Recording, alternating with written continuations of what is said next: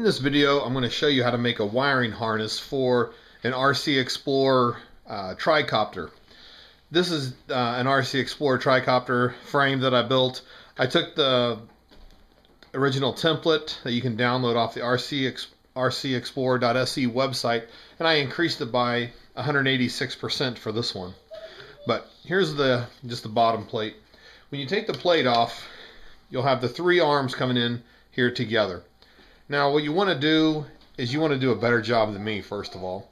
But you want to build your frame first, and once your frame's built, then you can build your wiring harness. And by having the frame built, you can make sure that all your cords, all your wires are the right length so that it looks good and also functions well when you're done. This is the rear speed controller. The wires come in here and I soldered them on right here. What I should have done was bring these up here and found out they came to here. Then I should have taken the other wire, my wiring harness wire that I'm making, and cut it off right here so that way these cords could come in tight to this rear arm. Instead, what happened is they're real loose and now they stick out the sides of the tricopter, which just looks kind of sloppy. But once you get here, you want to create one V because the power wire that comes in has to feed all three speed controllers. But just when you're building it though, you start in the back and one wire is going to come up and you want it to run up to the power wire. So you have, because the power wire you want to run straight to the back. And right now I'm just focusing on this black one. Once you have this length, you want to cut off a V back here, or cut off a little bit of wire and create your V so it comes up this way to the speed controller. Then as it comes up here to the power, you want to create another V up here so that goes over to the other speed controller. That way the black is then feeding all three speed controllers, and it's also where the battery will hook up when you're finished.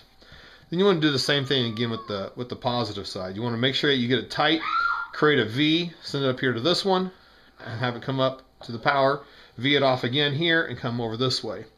The advantage of doing it that way is all your wires will be tight, and also when you take your arms and you feed them back and you bend them back, the wires, you will have plenty of wire to accommodate the bend of the arm. So it's not as complicated as it sounds to create, but if you make it the right length, it'll just look a lot better. Now I also added in these other wires here. These are just little smaller ones that I soldered in, and they go around and connect to the KK2 board so that it can read the voltage off the battery and sound alarms when it gets low. And that's just another part of the wiring harness. But the main thing is make sure that that you know how long your electronic speed controller wires are.